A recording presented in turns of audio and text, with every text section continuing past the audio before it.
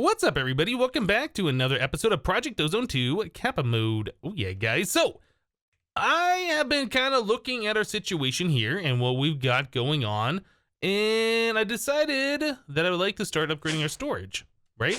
Oh, go back down. Go back down. So our storage is still down here. It's just kind of like floating. We need to find a permanent spot for these things. For right now, it works just being right here, but yeah, we do need to find a permanent spot. But I was looking at our disks here. We're currently using 4K ME storage cells. I would like to upgrade these to at least 16K storage cells, similar to what we're using for our auto crafting devices over here. These I'd like to upgrade to 64 eventually. So I was just looking if we could upgrade our disks down there to 16Ks. So each one of those disk drives holds 10, so I wanted to make 10 so I could upgrade one of them. And if we do this, it says we're missing stuff, right? We're missing processors, we're missing nether quartz dust, we're missing electrotine alloys. Yeah, I think it's about time, since we have applied energistics, that we start using it for auto machine processing. It just makes sense to me.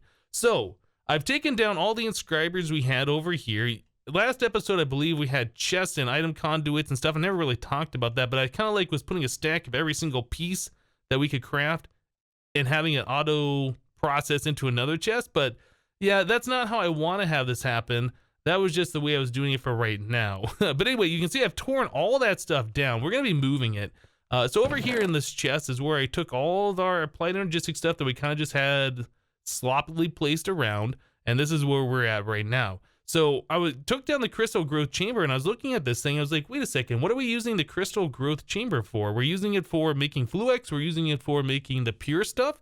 But then I was looking, like if you search for pure, like all of the different pure crystals can be made with magical crops. We can make the Certus quartz, I believe, no, this we make the ores out of with the magical crops, right?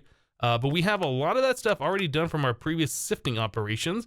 But we can make the pure stuff with our magical crop stuff, right? So there's no reason to use the chamber on that. The pure fluix, same thing. Yeah, we can use magical crops on the fluix crystal. And I believe the fluix crystal is made from this stuff. So yeah, we don't need it for that. And same thing for the quartz crystal, the nether quartz stuff. I believe the nether quartz, yeah, we can also use the quartz essence to make this and then wrap that with more of that to make the pure. So there's like no real reason to have this crystal growth chamber. So I don't think we're going to be using that anymore. So I was kind of separating out our advanced inscribers for what we want to do. I was kind of thinking we'd have one advanced inscriber for silicon, and it would just always make printed silicon and stick it into a jungle drawer or whatever. I guess it doesn't have to be jungle. In this case, it's jungle. We'd just fill this up. So we'd have 2048 of the silicon parts, right, that are already processed. And then we need 3 of these advanced inscribers for all 3 of our different types of processors, right? And then we're going to need 3 more advanced inscribers to put all these different parts together. Like if we have a recipe that requires both calculation and logic, yeah, we're going to need 2 of these to make both of those processors at the same time. Or we might even eventually set it up so it just always is making processors and we have like a vanilla chest, like what is that, like 1700 processors always on hand in a vanilla chest of each type on a storage bus, just so we always have those available. We might do that, I don't know. But either way, we want to get some of these things being automated here. So first things first, let's get the silicon portion of this done. So I think we're gonna put the applied energistics auto stuff over here. I was almost thinking we could put it in this area, but I don't know. I don't know if I want our center area too cluttered. It's already starting to feel a little almost claustrophobic just by having all of these things here and just having like a little walkway between them. So I kind of figure when we have all of this different stuff around, it might feel a little too cramped in here, but I don't know. We'll have to see. But yeah, I think we're going to put our auto applied energistics stuff over here. So we'll count out like about right here, and we'll put our drawer, and then our advanced inscriber, I guess, can just go right here with the silicon thing, right, like so. So we'll have to provide this thing with the raw silicon. I wanted to just automatically smash the silicon into the circuit or whatever that is called, and then just dump it into this drawer. And then somehow we'll have the drawer connected with the other drawers that we'll have over here for the other processor types to our applied energistic system. Yeah, I think that is how we're gonna do things, at least for now. This might change in the future. Like I said, we might hook it up so it's just automatically always making these processors. The problem is right now, though, for each one of those processors, it does require the pulsating chipset. Yeah. So to make the pulsating chipset, we need ender pearl plus redstone and then a bunch of power, and this takes time. We might have to set up an assembly table that's always just making these things. So that might be something we work on in the future. But either way, this is the first step. So let me go ahead and get some things going and we'll be right back. Okay guys, so I just spent some time here making a few more of our advanced inscribers. I had to make 2 more of these, and then I have filled them in with the acceleration card so they are going the maximum speed. So this is kind of the layout that I'm thinking we might do. Although, after putting all these things down, I kind of realized, it's probably not really necessary to have a full storage drawer, 32 stacks of each one of these printed ones.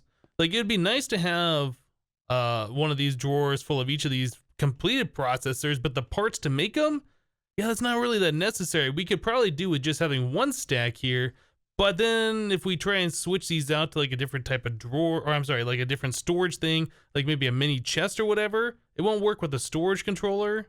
Anyway, so I think it's gonna be fine. We can make all these resources if we have, way more than what we need of like the printed versions. It doesn't really matter.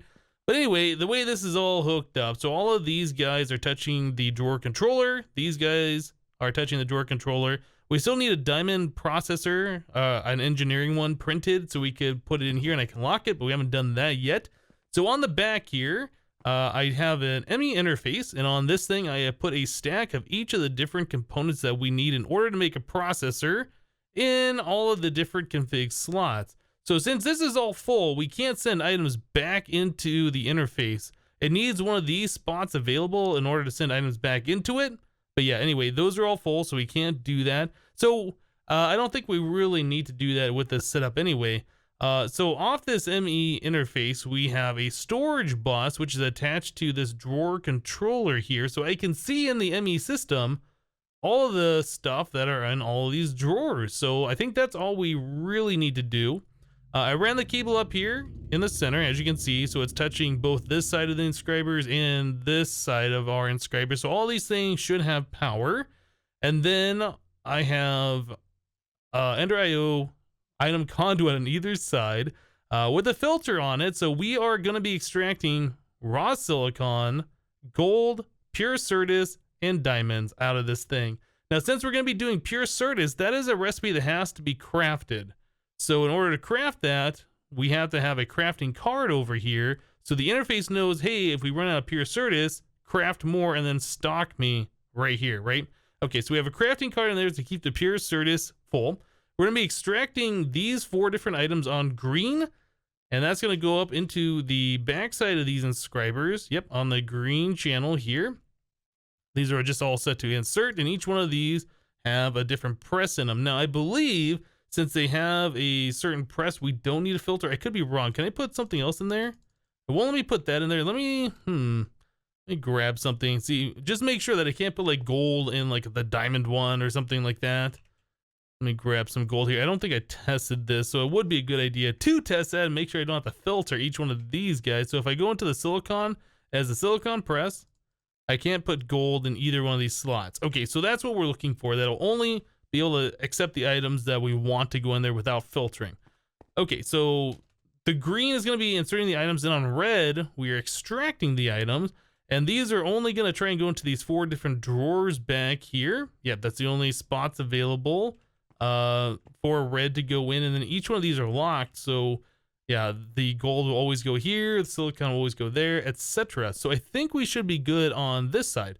Now, the other side over here, we have another item conduit, so we're extracting out the printed silicon, pulsating chipsets, printed logic circuits, printed calculation circuit, and printed engineering circuit, right? So all of those are going to be extracted. We have the filter here on green, just like the other side, and they're going to be inserted over here. But I did have to filter these because these do not have any type of, nothing to lock out what can go in them. So this way we have one inscriber available for each different type of processor like we were talking before. So if a recipe requires both logic and engineering, it can make both of those at the same time. We're not going to be slowed down. I think that's kind of what we want to do here. Well, actually, you know what? That's not that important because the way this is set up, we're just going to be stocking these all the time. So as we use logic, this one will just make more logic. And as we use engineering, it'll just make more engineering on this side. But anyway, that's the way I have this currently set up. So we're extracting on red, going back into the red. And again, these will be locked once we have the correct things. In fact, I should lock this other one until we make, that way nothing will go in there until we have a diamond. I can click it on there and then that'll be available. So I think this should be working, but I haven't given this a try yet. Also, I did have to do a little bit more with our ME cable down here. So our red P2P wire we have running all the way over here, and we're terminating at a P2P right here. Switch over to the white cable because the channel is off the controller. Yeah, and we are just connected right here. I believe we're only using 2 channels, one for that storage bus and one for this interface. So this isn't taking too much stuff on our applied energistics, but yeah, that's what I had to do below to get that connected. I think that's probably about it. I think we can start turning this thing on, at least the left side. The problem is we're gonna run out of the pulsating chipsets for the right side, so I don't know if I want to leave that automated for right now. Eventually we'll have lasers hooked up that are always making those pulsating chipsets, and then that won't be an issue. But for right now, I think we're gonna leave this side off, and we might just manually make some. I just put like pulsating chipset in each one of these or something. Anyway, let's turn on this side and just see if this was working. Always active. So silicon's being filled up just like it should. Perfect. And this should stop when this drawer fills up. Yeah, when that drawer fills up, that should stop. This will get a stack in there, and then this will just stop doing stuff. The gold one looks like we're filling up as well. So there we go. Now we're doing the pure Certus. Perfect. So we should end up having 2048 of these on tap at all time, which is going to be awesome. And then there we go. There's our diamonds. Cool. All right. So those are all kicking on, doing what we want them to do, exactly how I want it to work. So the other side, I guess we could turn this on and see if things happen. How many pulsating chipsets do we have right now? We have a total of 500 remaining, so I guess we could start doing some stuff over here. I'd really like to get some diamond processors cooking up. So let's see if we do that. So if we turn this thing on, always active, we should start seeing things happening over here. Okay, so we're filling up with the silicon. And all right, so it's gonna fill up the silicon, then I assume it's gonna fill up the pulsating, and then it's gonna do the gold, the printed engine or printed calculation, then a printed engineering. Yeah, these things are kind of weird. As they fill up, the graphics on them kind of flicker a little bit, huh? It's kind of an odd thing. Oh, I guess it didn't do the pulsating next. Okay, well that's fine. So those fill up now. And those, I'm glad that it is filling up in the correct spots, and like we're not filling up things down here. I guess these things are smart enough to know where to accept items without too much complicated filtering. So that's great. All right, and then we should start making these processors. There we go. I like it. Okay, and that's going to fill up again to 2048 if we had enough pulsating chipsets, which we currently don't. But yeah, I think this is going to be just fine. So as soon as we get over into the diamond one, I can set the pattern for that. There it is. There's our first engineering ones, and those should automatically eject and fill up down here. Cool. All right, so now we got automated processors going. Again, we need to get the pulsating chipsets figured out, and then we can start filling up on all the processors and not have to worry about creating those ever. They're just going to be available for our crafting, which is pretty awesome. So it looks like our silicon over here is full. Yep, we're full over here, so this turned off. I have a bunch more silicon left in the ME system over here, so I guess it's using that first, which is perfect. Yeah, we have like 4,000 total over here, and we only had 2,000 in the drawer. Although, you know what? I'm not seeing this number go down, which is kind of surprising because isn't it making processors? So where's all the other silicon coming from? We got a problem here. Nope, the silicon's there. This isn't doing anything. I don't know. I don't know why that doesn't appear to be using any silicon at this point in time, but it's not. But anyway, I think we should be good on this for now. So the next thing that we need to do is look at getting those pulsating chipsets going. All right, guys. So before we figure out how to get automated pulsating chipsets going, we're going to need to figure out a way to get automated ender pearls going. So we've been collecting ender pearls decently from our mob farm over here, but I was kind of looking in the ME system a little bit earlier. Our ender pearl supply is at 734, which seems like a decent amount. But yeah, for all those chipsets, that'll get us 1,400 of them. That'll be 1,400 different processors that we can make. That's enough to fill up like part of one of these, right? So we're gonna need a lot more ender pearls than that. Okay, so in order to get ender pearls, we're gonna start looking at doing magic crops. Now I went over to our magic crop area earlier today and I turned on everything so we could start filling back up. But as we've seen before, when we go here and these farms are running, like our FPS just starts tanking. There's just too many block updates happening and it's just not fun to work in an area like this. So what I would like to do is get a way where I can remotely turn these farms off before I even come here. And I think that's gonna be kind of a cool idea to do. So our last millennium portal is right here. So what I'd like to do is put a lever on this block and that lever is gonna control the farms. So we'll put a lever here. When I turn it on, the farms go on. When it's off, the farms should turn off. That's what I want to do. So I'm gonna use a P2P tunnel here and I think I can click those with the conduit. I haven't tried this yet. Actually, let's do it this way. We'll break that block so I know where we are. We'll put a P2P here. I think we can do this. That'll get the signal through here, although I could be wrong. Let's click this with the conduit. Okay, so now it says P2P tunnel redstone, right? Okay, so this will transfer a redstone signal. So let's go ahead and connect that to our main ME network, which should be right like that. Perfect. All right, so hopefully this is all gonna work. Again, I haven't tested this yet. So again, I want it so on, the farms are on, off, the farms are off, right? All right, so we got that portion of this hooked up. We need to go back to the last millennium. I should probably go around and turn these farms off. So as we're working here, we don't have to deal with all of the block update lag. My goodness, so much frame loss because of this. And this one. All right, so all these farms will go ahead, they'll fill back out, they'll all grow, and then our frames will be back to normal, and then that'll be nice. Okay, so that's about good right now. So we're gonna need to get the P2P off of this line and then run redstone over to our different farms. Now, most of our farms are connected through this one conduit, so all I'd have to do is just add some conduit here to turn them on and off, right? So let's just add, oh, I guess we added it there. It's hard to tell from that side. All right, so we'll do this. Now I can see the conduit as I'm adding it. There's no question if it's there or not. All right, that goes to that one. Yeah, we'll just bring it over to our other farm here. And then it goes to this. I want to make sure that this is not connected to our Tesseract. Or we could set our Tesseract here to ignore redstone signal, but I think it's just probably better to not connect it to the Tesseract at all. All right, so we run it over this way, like so. Now, when that's on, that's going to provide a redstone signal to everything over here, which I believe when these things get a redstone signal, they turn off. So we'd need to invert that somehow. All right. So this is going to be coming over here.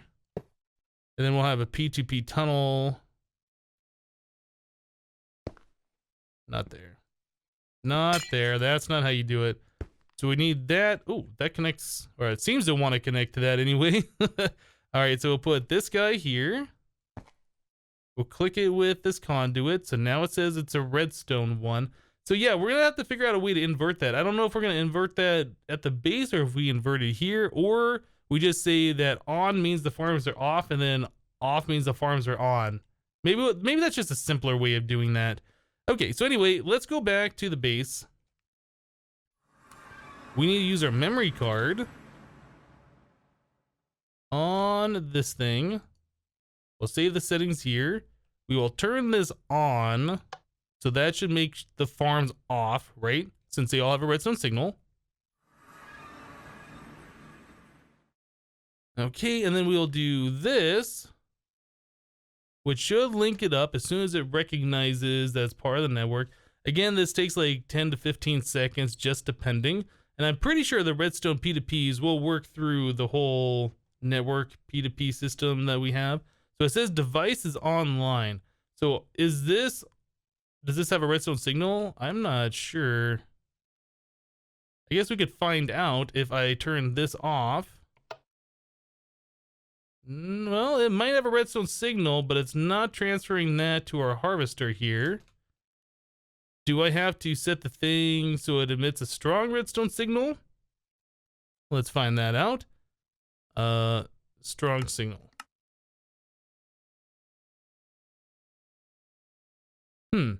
Okay, that doesn't seem to be working. So this conduit connected here, either there's another problem that I don't know, or it just can't transfer the redstone signal. I might have to put like redstone dust or some other kind of connection here. Let me get that sorted and we'll be right back. All right, guys. Well, I think I got that sorted. I believe what happened is when I put the redstone P2P tunnel here, I connected the wiring afterwards, which clicked it with the wiring, turning it back into an ME P2P tunnel. Yeah, you gotta be careful about that when you connect the wires, that it still stays the redstone version. So anyway, we got that figured out. And then I did put that lever on a conduit here. So we have a redstone conduit. It's kind of hard to see from the bottom. We had a redstone conduit in here with a conduit facade that is now painted to look like the rest of the place around here.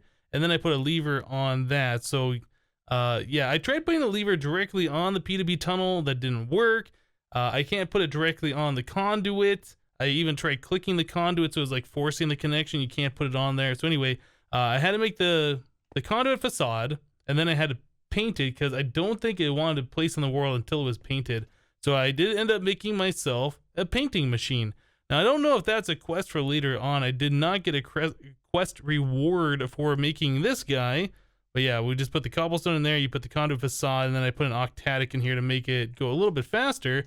So anyway, that is what we got on this side going on. So we can go to the last millennium. And then over here where we have this connected, we can see that the P2P tunnel redstone is right here. We have the conduit connected, and all of our farms are now turned off. Yeah, nothing's happening. So now if I go back to the overworld, this sometimes crashes when I go back. I get like a concurrent modification. Hopefully it doesn't happen while I'm recording here.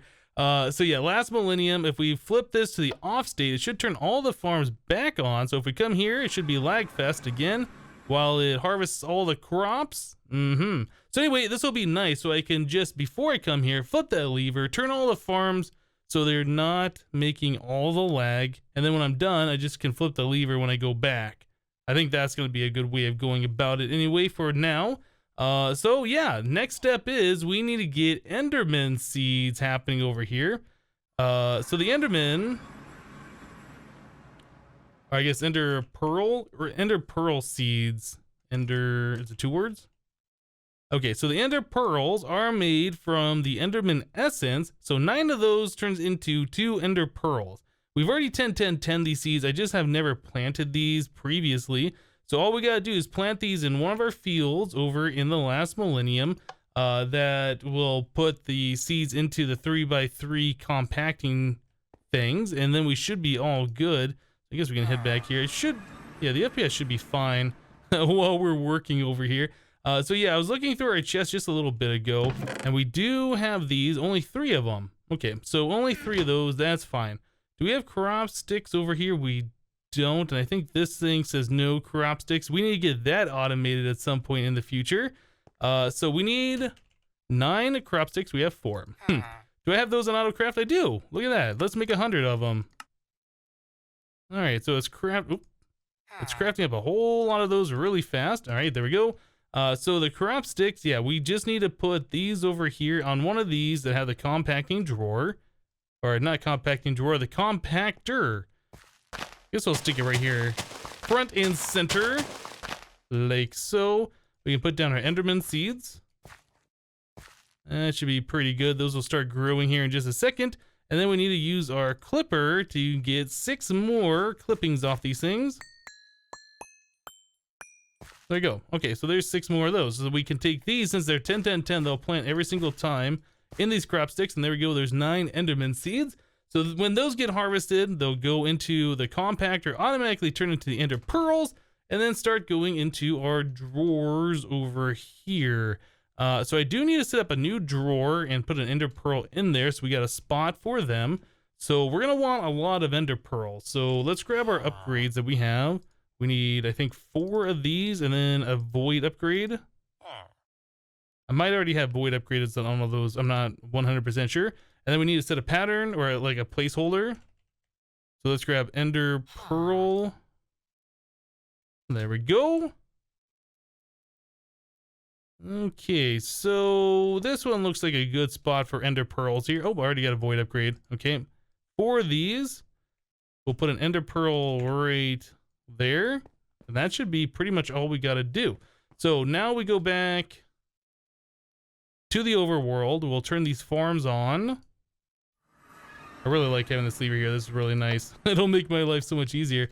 So yeah, now we can go back to the overworld. We turn that farm on. It'll start collecting the things automatically. Ender pearl. So we have 747 pearls right now. So I don't think it takes too long before we should see. Yeah, there we go. There's 753. So it is working just fine. So we'll be collecting pearls all the time from our magical crops now, which is fantastic. Yeah, they'll fill up the drawer. The drawer's got the void upgrade, so I think it holds like 140,000 or something. A whole lot of these pearls anyway. So those will fill up over time, and then we'll have all of the Ender pearls on hand for whatever we need, like making pulsating chipsets. Well, I don't think we have time today to start looking at making the automated pulsating chipsets. That'll be something we'll probably end up setting up in the last millennium, because just having all those lasers and stuff around is just going to start affecting our frames more and more. So I think what we need to do though is give our inscriber a way to get silicon automatically. So we saw how to get that before with this cobblestone framework. I have taken that down, and I'm yeah, we're gonna set it over here now. So I think we'll put the cobblestone framework here. We'll try this. I think we'll do that. We want only silicon. So I don't know if this would only extract silicon, because that's the only thing that knows how to go in here, but I made a filter regardless. So we could just tell it specifically we only want this silicon out of there. So it looks like I just might have taken the last out of the system. Oh no, it refilled. Just took it a second to do that. Okay, so we want silicon here, right? If we're doing it this way, we can also tell this thing to stop sending silicon, and we can use these for other things that we might need. But anyway, we have this set to always active. Silicon, we're extracting. I assume this works. Let's turn that off. All right, so the only place it's going to get silicon now is from here. So if we extract this, that hissing sound tells me that works just fine. So that does use a bit of power. So we do have to power this thing. I did grab, or actually I did make 4 more Tesseracts. My goodness, these things take forever to make. 4 more Tesseracts. So we'll stick this here, give this a little bit of power. We'll set this energy mode, receive only, main base power. There we go. So now this thing should have all of the power. Cool. So that stays full. So as we use silicon, it should refill. I don't know how much power it uses to refill one. I assume 60, or I guess 1 out of 64 times the amount it takes to make a full stack. I don't really know how this all works, but anyway, we have the power on tap to use for when we need to make more silicon. And to me, that just seems like a great way to do it, since we can just make silicon right there on the spot, and it's not that big of a deal. Now, I have been noticing that this shows we're only making 300 RF per tick. I don't know if that means that we're using 300 RF per tick through the entire base, and that's how much it's filling up right now. That might be what that means. I don't know. I did add a windmill over here instead of having it up there, by the way. I added it down here to our power input to our vibrant capacitor bank, so that's why this thing's sitting here.